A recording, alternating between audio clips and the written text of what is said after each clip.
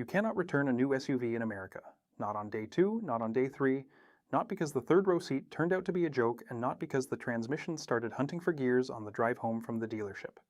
The belief that you get 3 days to bring a car back is one of the most persistent consumer myths in this country, and no federal law gives you that right.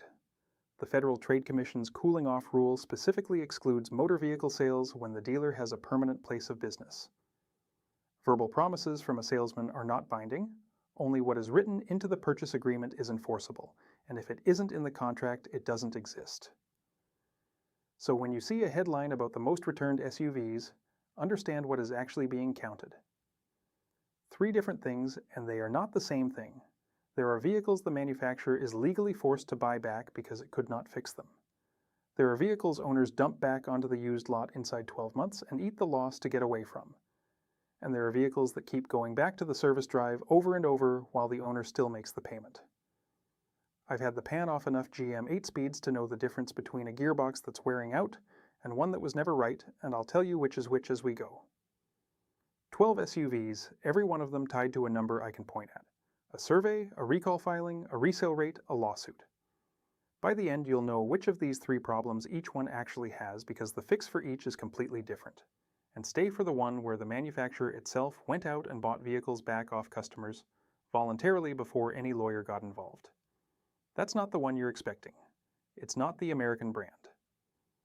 Here's the frame that will make the rest of this make sense, and it's the difference between a defect you can put a wrench on and a defect that only exists as a code. A cracked axle carrier, a leaking transmission plug, a loose bolt, those get diagnosed, replaced, and closed out. A body control module that drops offline once a month, a screen that goes black at 70, a shift to park message on a car that is already in park. Those get a repair order that says the tech could not duplicate the concern, and then they come home with you. Same car, same warranty. Completely different outcome for you because the law counts repair attempts, and a visit where nothing was found is a visit where, on paper, nothing was wrong. One honest caveat before the countdown. There is no single national dataset called returns.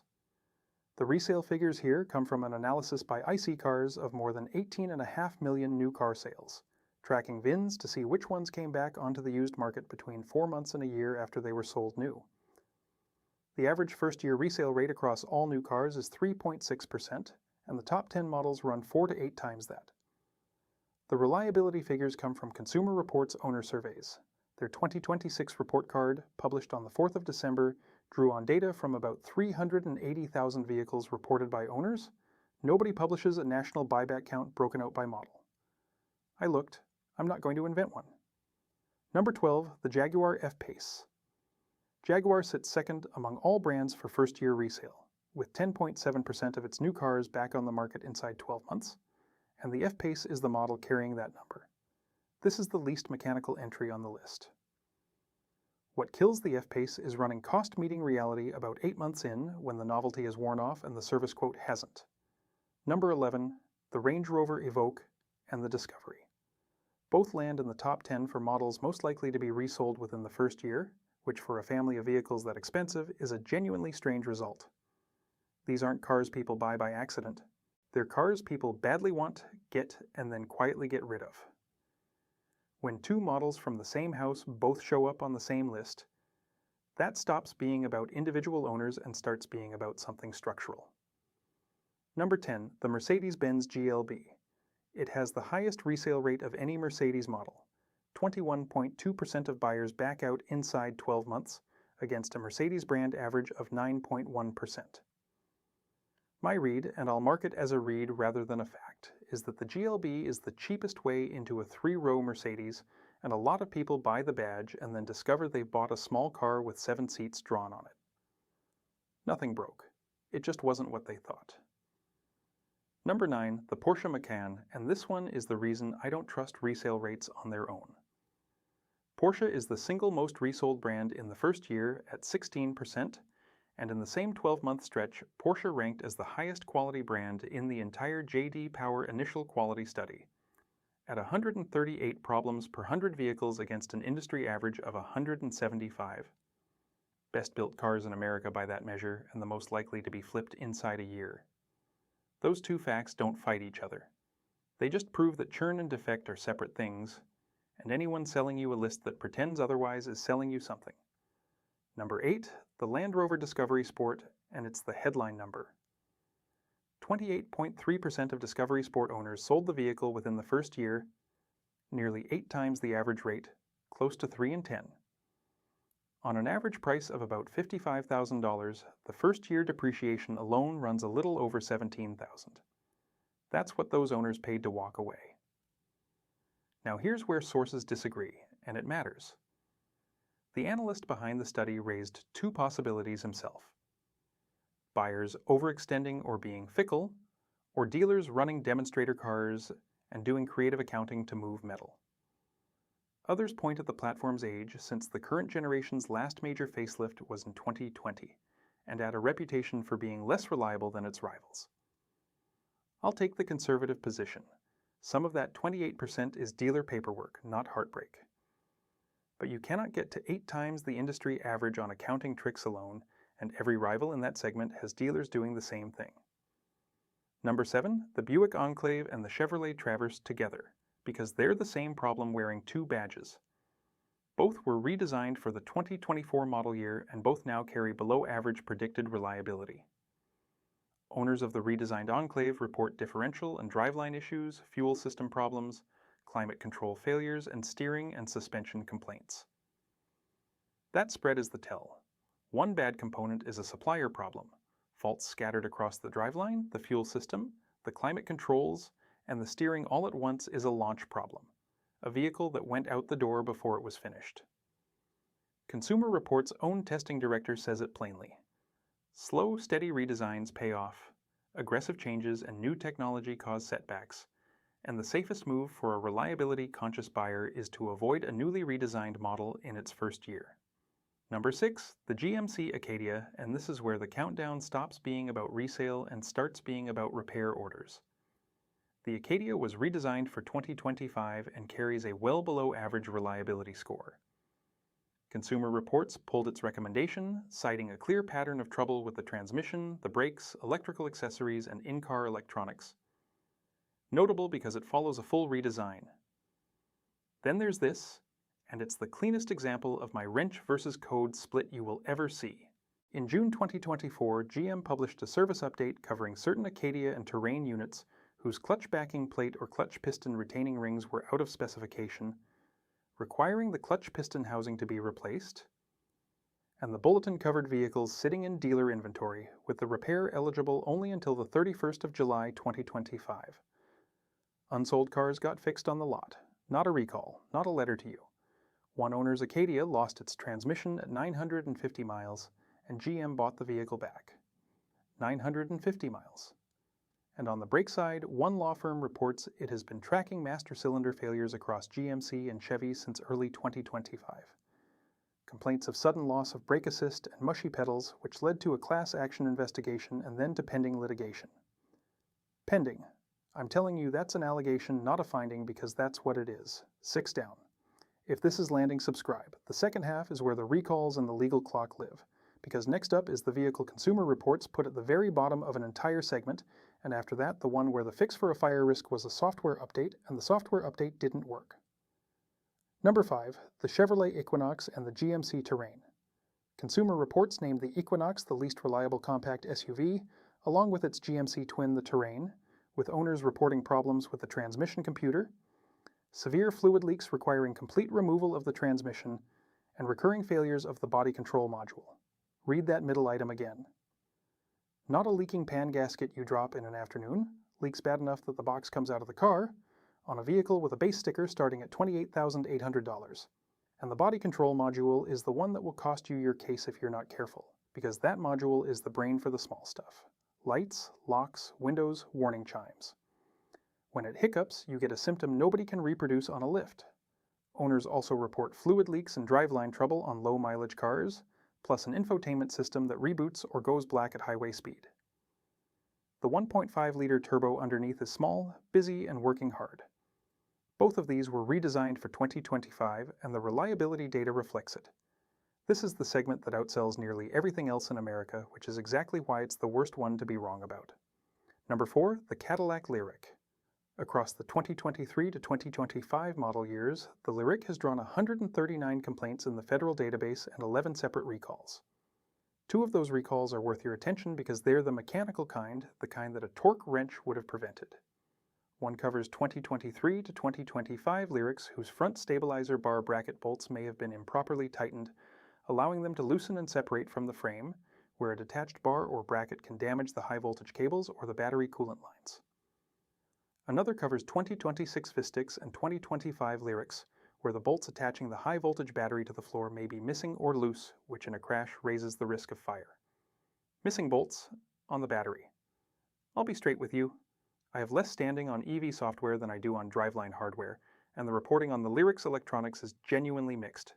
Plenty of owners call it the best vehicle they've ever driven, while others describe blank screens, repeat dealer visits, and buybacks. The recurring theme in the complaints is software, the center screen or gauge cluster going black, lagging or rebooting, and random warnings that can't easily be replicated at the dealer. There's your code not wrench problem again, and on a car this expensive it's the difference between a buyback and a shrug. Number 3, the Toyota Grand Highlander and the Lexus TX, and here's the loop I promised you.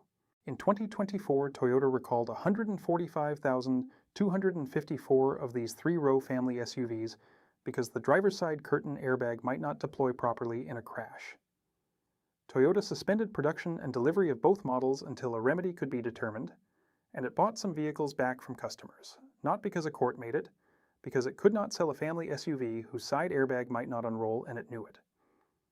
The executive who ran quality for Toyota's North American arm told a trade publication there was never any discussion or question of cost. Say what you like about that as public relations, the vehicles still went back. Then this July, on the 2026 cars, Toyota filed another recall covering about 5,400 Grand Highlanders and Lexus TXs whose rear axle carriers may not have been made properly, where a carrier can break at an attachment point and affect rear stability. The investigation started in April 2026 after a lower-tier supplier flagged abnormal machining, and Toyota had that supplier run a hardness test. That is a defect you can put your hands on. Dealers inspect the sub-assemblies for specific codes and replace the affected ones free of charge, with owners notified by early September. 5,400 cars, a metallurgy problem, a defined fix, done. Compare that to a black screen nobody can reproduce and you'll understand why I keep hammering this distinction. Still with me? Good, because the last 2 are the serious ones and one of them is probably parked in somebody's attached garage right now while they watch this. Number 2, the Jeep Grand Cherokee 4xe. 91,844 of them are inside the same recall as the Wrangler, and the model years run from 2022 all the way through 2026. It's second only because the volume is smaller. The defect is identical, the instruction to owners is identical, and if you own one, everything I'm about to say applies to you too. Number 1, the Jeep Wrangler 4xe. Chrysler recalled 320,065 plug-in hybrid Wranglers and Grand Cherokees for risk of fire while parked or driven, telling owners to park outside and away from structures and other vehicles, and not to charge the battery, because the fire risk is higher in a charged pack than a depleted one. 228,221 of those are Wranglers. 19 fires and 1 injury were reported to regulators, and the batteries came from Samsung SDI. The stated cause is cells with separator damage which, combined with other internal chemical and thermal interactions, can short the pack and set it alight. Now the part that matters more than the fire. Jeep's own account is that previous attempts to address the problem through software updates had failed. The expanded recall swept in vehicles that had already been remedied under the earlier campaign, and the manufacturer was aware of fires in cars that had received that earlier software fix. For some of these vehicles, it is the 3rd recall for high-voltage battery problems. When the campaign was filed, the remedy was still under development, with interim letters explaining the safety risk going out on the 2nd of December 2025. Sit with the shape of that. A hardware defect in a battery cell, and what you were handed was a firmware flash. Roughly 5% of the recalled vehicles, about 16,000 of them, are believed to actually carry the defect, and nobody can tell you whether yours is one, so every owner parks in the driveway and stops plugging in a plug-in hybrid, which functionally means you own a heavy, thirsty Wrangler with a dead battery in the floor. Now the part nobody puts in the recall letter, and it's about your clock. If you're in California, the state with the strongest manufacturer buyback rights in the country, built on the Song-Beverly Act, which has been the spine of this since 1970, the procedure changed underneath you and nobody mailed you about it. Assembly Bill 1755 was signed on the 29th of September 2024. Most of it took effect on the 1st of January 2025, and the pre-litigation notice rules became operative in mid-2025 under a cleanup bill, Senate Bill 26. It was sold as streamlining. The legislature's stated goal was moving cases through faster and reducing what it called duplicative litigation, and it was sold against a real problem.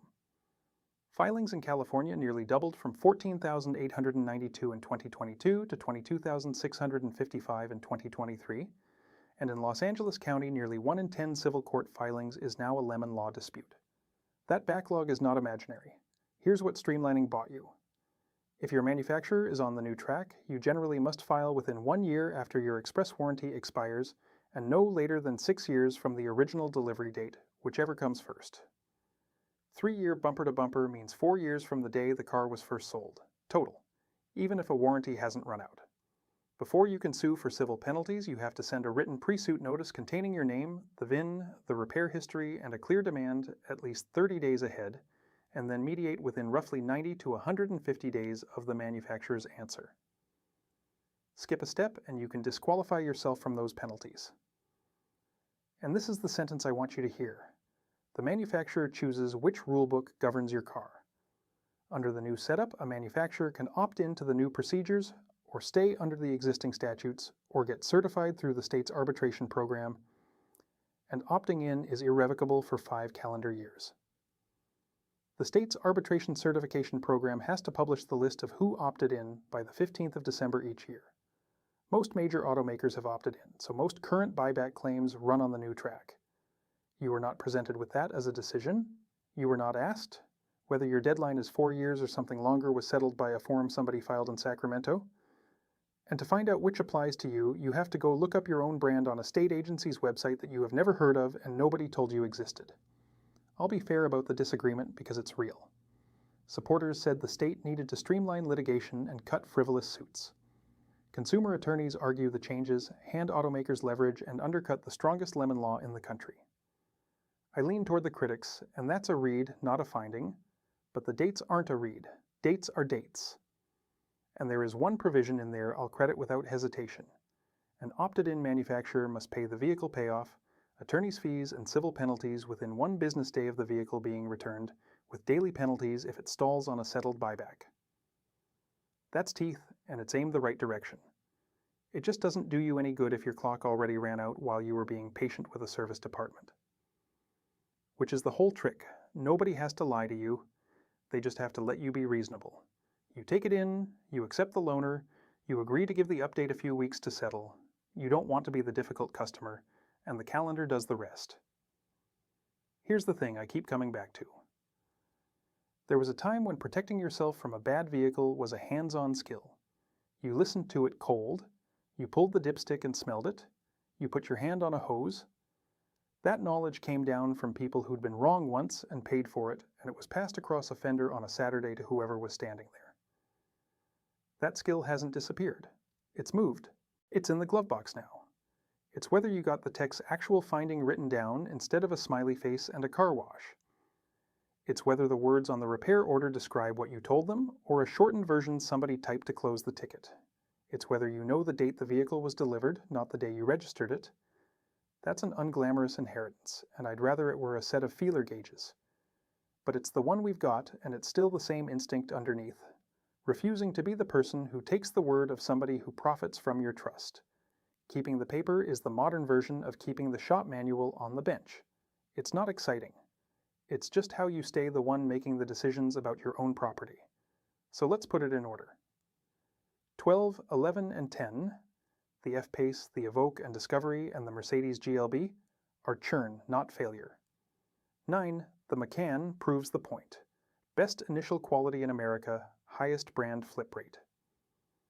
8, the Discovery Sport at nearly 3 in 10 inside a year, with 17 grand of first-year depreciation as the price of the exit. 7, the Enclave and Traverse. first-year redesigns with faults spread across too many systems. 6. The Acadia, transmission, brakes, and electronics, plus a clutch fix that quietly applied to cars still on the lot. 5. The Equinox and Terrain, bottom of the segment, transmission computer, leaks bad enough to pull the box, body control module. 4. The Lyric, 11 recalls, loose bolts on a battery, software nobody can pin down. 3. The Grand Highlander and TX, the one where the maker halted deliveries and repurchased cars over an airbag, and this year filed a clean contained axle carrier fix.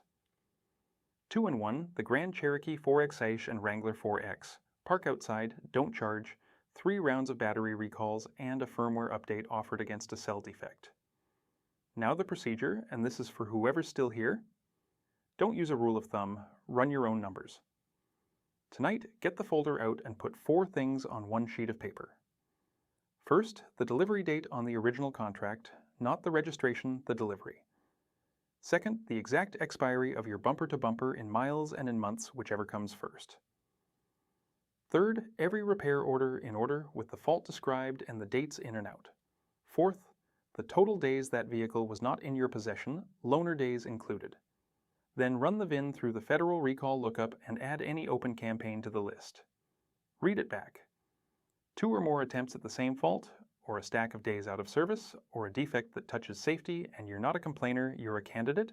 California presumes a lemon on the same or similar issue repaired 2 to 4 times, more than 30 days out of service for warranty repairs, or a defect that could cause a serious safety risk. If 2 of your visits say the concern could not be duplicated, go back and get those descriptions corrected in writing before you do anything else, because on paper they currently say nothing happened. And if your sheet shows 1 visit for one thing that got fixed and stayed fixed, close the folder. That's a car, not a case. Knowing the difference is the whole skill. One more thing worth knowing while you're in there. A qualifying claim has 2 possible outcomes. The manufacturer repurchases the vehicle and refunds what you paid, or it gives you a new or comparable vehicle instead. The refund side includes your down payment, monthly payments, taxes, and related out-of-pocket costs, reduced by a mileage offset. Most people don't realize the choice is theirs. Now I want to hear from you, and specifically from the people whose experience contradicts mine. How many times did yours go back, what was written on the order the last time, and did anybody ever say the word buyback out loud? Numbers, not vibes, mileage, dates, dollars. And if you work the service drive and I've got some part of this wrong, say so plainly and say where. You see 15 of these a week and I don't. I read the replies, and the ones that change my mind are the ones with a work order number attached. Subscribe if you want more of this. There's a thread here I deliberately didn't pull today, the litigation around GM's 8-speed automatic, and the shift-to-park complaints that keep turning up in filings on cars that were already in park. I've been circling that one for a while, and I don't think I've got to the bottom of it yet. When I do, it'll be here. Until then, pull the folder, write down the 2 dates, and don't let anybody talk you into being patient with a calendar you don't control. Take care of your stuff.